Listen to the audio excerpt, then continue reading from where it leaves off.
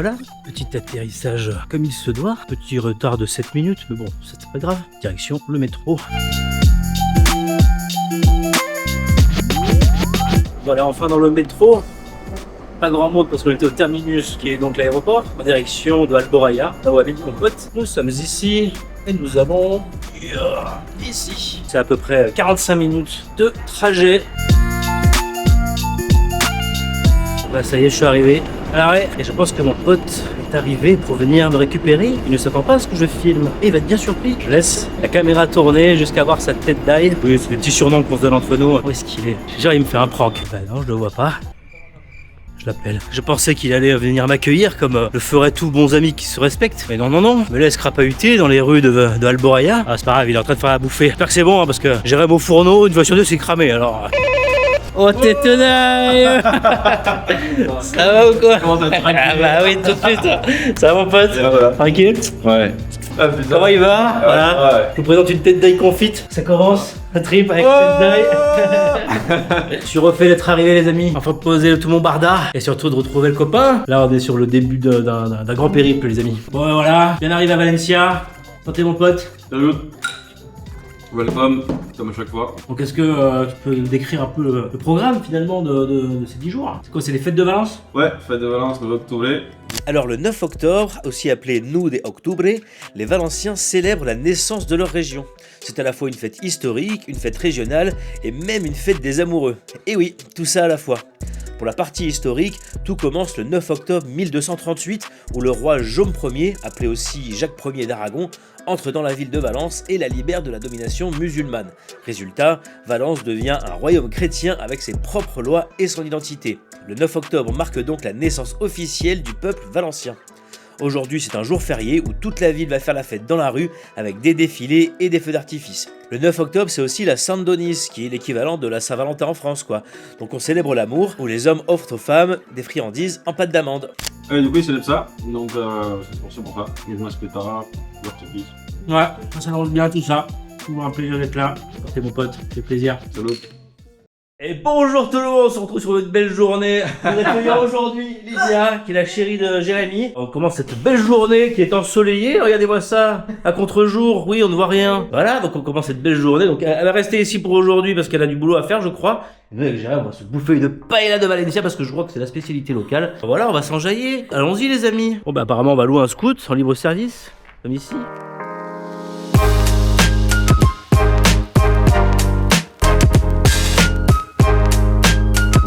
Combien de temps que t'es en Espagne maintenant? T'es à Valencia? 8 ans, 2017, commence à faire. Pourquoi Valencia plus qu'une autre ville? Barcelone, Madrid, Grenade, Séville, parce qu'il y a quand même d'autres villes méga stylées en Espagne, tu vois? Pas aussi stylé que Valence. Non, bah, Valencia, on a conservé une certaine authenticité. Il y a une super qualité de vie au quotidien. Beaucoup d'espaces verts, très traditionnel, beaucoup de spectacles, beaucoup d'événements. C'est très agréable à vivre. Pas comme Barcelone, Madrid où c'est méga grand. Alors Valencia c'est une grande ville. 3e ville d'Espagne quand même. Ouais, 3e ville d'Espagne. Et je trouve qu'il y a ce côté beaucoup plus authentique. Valencia a aussi développé plus tard. Ouais. Cette chouette un peu en retrait par rapport à cette ville. Et là, il y a tout qui est le tourisme, les expatriés. Ouais.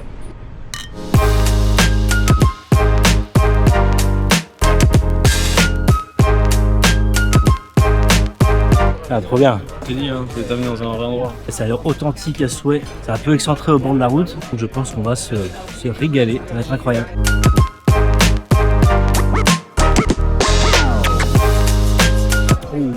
Belle tension.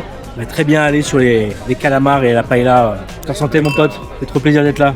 Oh attention les gars. On est sur une paella valencienne. Magnifique, regardez-moi ça. Et ça c'est pour deux hein. C'est quoi la technique? Il faut gratter le fond. That's what she said.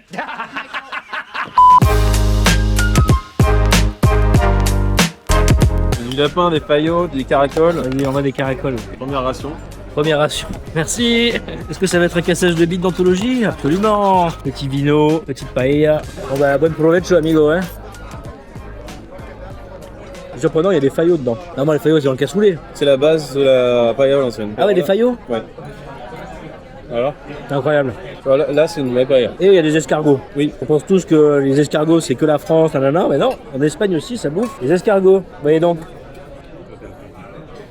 C'est une dinguerie les amis. Nous voilà sortis du resto. C'était incroyablement bon, que ce soit la paella ou le vin. C'était quoi le nom du resto là? L'Alqueria del Pau. Alqueria del Pau. Yeah. C'est vraiment hyper pratique hein, ces scouts. Pas trop cher le trajet, en plus bah, t'es libre quoi. Tu peux le poser, tu te prends où tu veux. Ça permet de voir un peu la ciudad.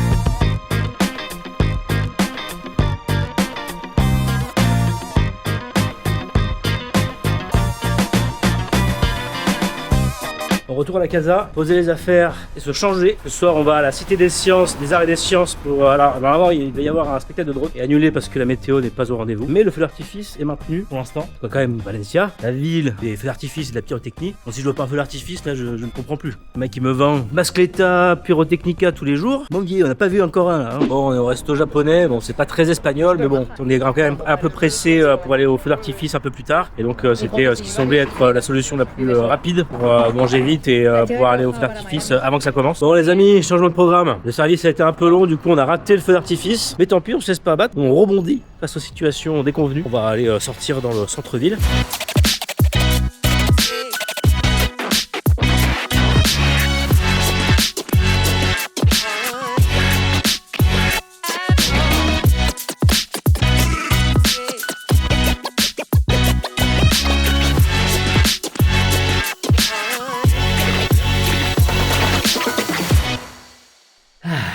Bonjour les amis, ce fut une soirée riche en émotions comme vous avez pu le voir. Alors, nous sommes rentrés assez tard dans la nuit et on est passé juste à ça de se faire saucer à cause de la pluie et de l'orage. Il a plu toute la nuit jusqu'à ce matin et aujourd'hui, justement comme le temps était un peu flingué, du coup on est resté à la maison tranquille. J'en profite pour faire un peu de montage etc. que je devais faire déjà. Donc c'est pas plus mal si on reste tranquille, une fois c'est bien d'être tranquille, après on n'est jamais à l'abri de s'énerver. Un petit coup, on est en Espagne, je le rappelle, donc des fois les traquenards, t'as juste envie d'être tranquille et le traquenard vient à toi. Tu connais ce truc-là? Je pense que tout le monde connaît. On connaît le juste une bière. Le juste une bière qui se transforme en nuit d'anthologie. Pour l'instant, c'est pas l'ambiance, mais on connaît l'Espagne et son lot de vices.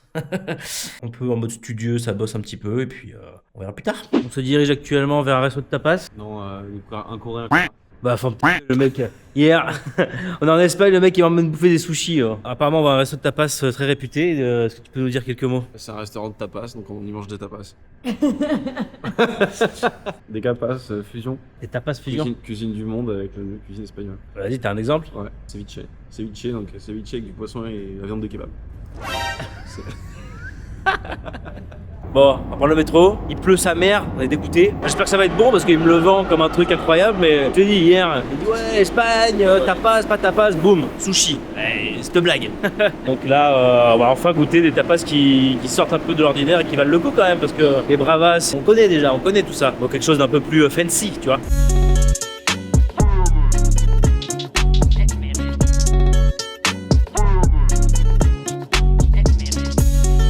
Ouais, c'est coquin, hein.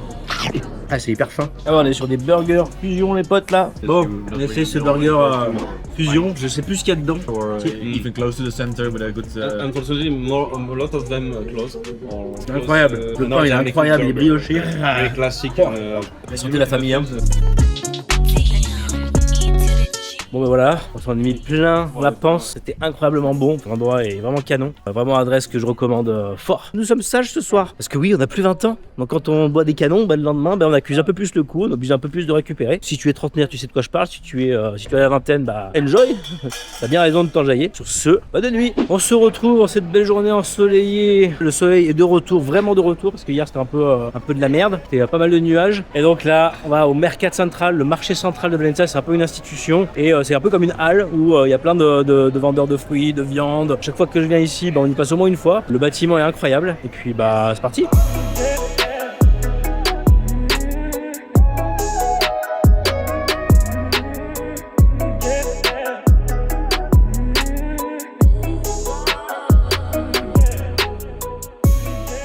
Jérém, on est où là? On fait quoi? On est au Mercat Bar, qui est un bar emblématique, tenu à la base par un chef valencien, qui a plusieurs restaurants gastro. Chef Michelin, étoilé Michelin. Ouais. Et donc là, on s'arrête pour bouffer et boire.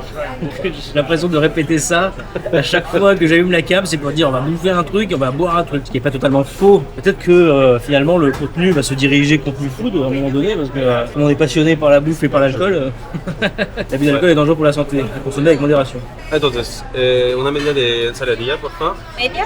Medias. Vale. Una croqueta de pollo Orejas de cerdo, Ouais. un bocadillo, el primer, ¿cómo se llama? De y con lomo y mostaza. ¿El grande o pequeño? medio. Vale, Y yo el mari con sepia. medio. Fait Putain, un verre d'eau, là. oh là. T'es mon pote. Salut. C'est une institution le marché central à Valencia. Ouais, c'est les plus grands d'Europe et il y a plus de 350 commerçants.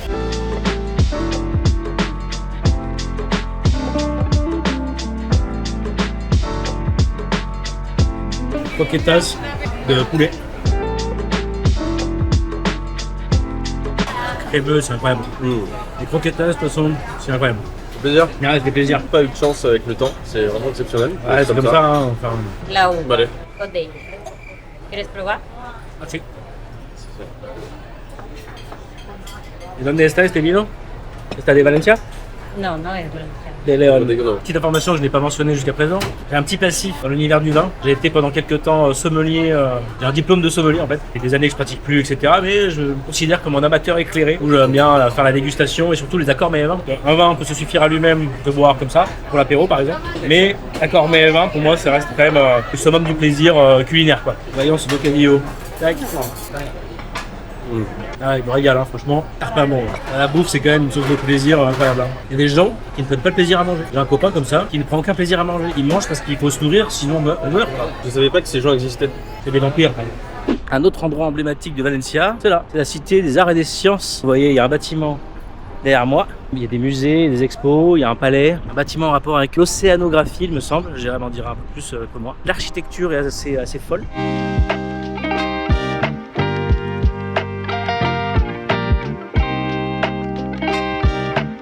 Bon Jérém, parle-nous un peu de cet endroit. J'ai dit qu'il y avait un musée, il y avait un palais, il y avait un truc- océanographique, l'un des plus Ouais. gros aquariums d'Europe. C'est un aquarium, T'as un du coup, ok. opéra, t'as un auditorium. Ok.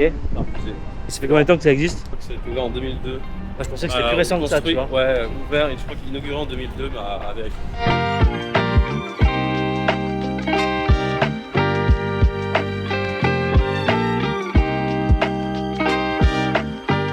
Le copain Jérém, il a du boulot à faire, donc je profite d'une petite accalmie pour aller me balader un peu solo dans la ville. Donc là, je me dirige vers le métro, puis je vais vous emmener dans un endroit bien stylé, si je retrouve l'endroit qu'on a aussi en France, mais qui est beaucoup moins bon qu'ici. Voilà, c'est aussi l'occasion de vous montrer un peu le centre de Valencia. Je profite qu'il fasse beau là, qu'il y ait un peu de soleil.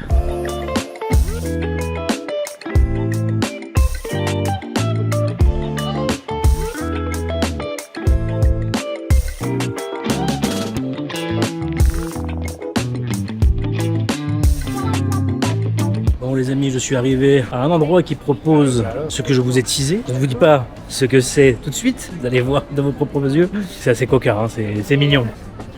Bon les amis, l'heure est grave. Le moment tant attendu de vous présenter la bestiole, les churros valenciano officiels. Alors comme vous pouvez le remarquer, ce n'est pas la même couleur, la même forme qu'à la fête foraine. Parce que oui, en France, on a les fêtes foraines qui font des churros éclatés au sol. Là, on a le vrai churros de Valencia. C'est incroyable. Je vais me casser le bide, il y en a 4. C'est une portion minimum, tu peux pas prendre moins, genre c'est 4. Voilà, c'est assez vénère. Et avec, là c'est encore plus cochon, une tasse de chocolat coulant. Attendez, je vous montre ça mieux que ça.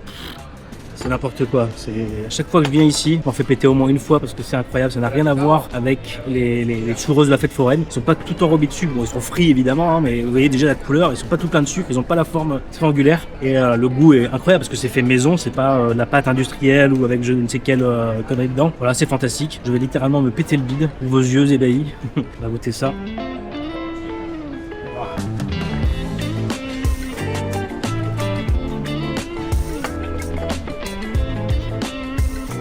Ah, ça c'est food porn. Incroyablement bon, le chocolat il est puissant, ça rase. Je suis sans voix. Voilà, tellement c'est bon, tellement je me régale. Churros 5 étoiles, vraiment. Puis pas si cher. Il y a 4 grandes churros comme ça, plus ça, c'est 5,50 €. Là on est sur quelque chose de premium. La qualité du chocolat, comme je t'ai dit, le chocolat il est incroyablement puissant. C'est incroyable. Bon bah ce petit goûter fut fort sympathique, fort calorique surtout. Mais c'est pas grave, ça nous donne de l'énergie pour aller marcher, pour aller un peu se promener dans les rues de Valencia. C'est parti.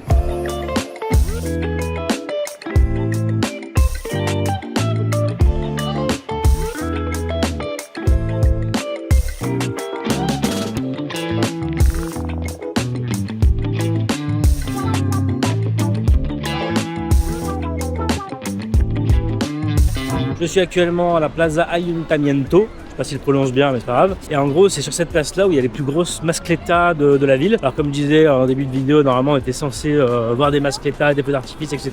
Mais comme j'évoquais les problèmes de météo précédemment, bah on a vu zéro. Je sais pas si ça se voit la vidéo, mais là il me prend la flotte sur la tronche. S'il pleut, bah il y aura pas non plus de mascletas. Mais je vous mets un extrait tout de suite pour que vous puissiez voir à quoi ça ressemble. C'est parti.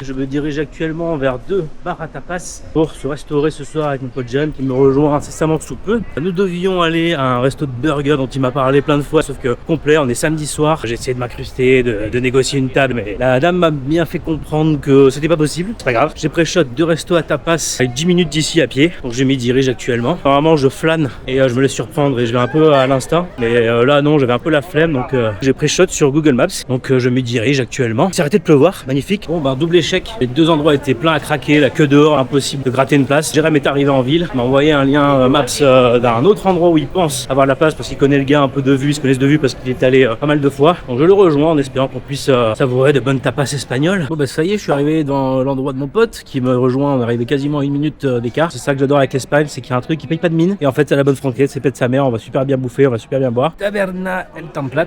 Entrée, on est vraiment pas sur un truc hyper bariolé avec plein de lumière, etc. Et ça paye pas de mine, j'y serais pas allé instinctivement. Je l'avais vu sur Maps et comme il y avait la photo de l'entrée, je me suis dit ouais, tu vois, et en fait, je vais pas juger un livre par sa couverture.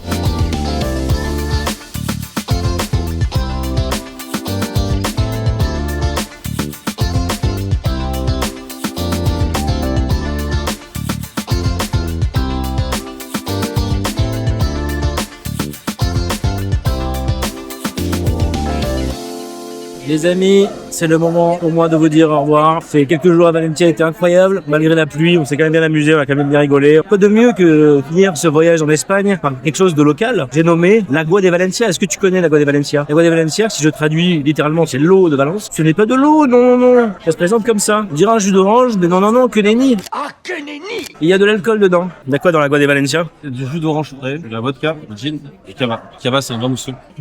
Ouais, il y a 3 alcools, mais ça ne se sent pas. C'est très sucré, c'est très bon, c'est rafraîchissant. Tu sens pas l'alcool et donc ça te pète la gueule en 2 secondes. Sur ce, je vous quitte. J'espère que ce contenu vous aura plu. Je vous donne rendez-vous incessamment sous peu pour un petit vlog en Irlande. On se dirige avec Jérém ici présent. Avec Jérém, on a vécu 2 ans en Irlande. On va avoir un pote qui est resté là-bas, qui est marié maintenant, qui a un enfant, etc. Donc je vais renouer avec cette ville qui s'appelle Limerick. Et j'y suis pas retourné depuis que j'ai démissionné, en fait, que je suis parti du boulot là où on bossait. Et donc ça va faire très plaisir d'y être et de renouer avec les pubs irlandais. Encore une fois, je vous remercie. J'espère que ça vous aura plu. Si vous avez des questions, n'hésitez pas à poser vos commentaires, likez, partagez et abonnez-vous. Bisous.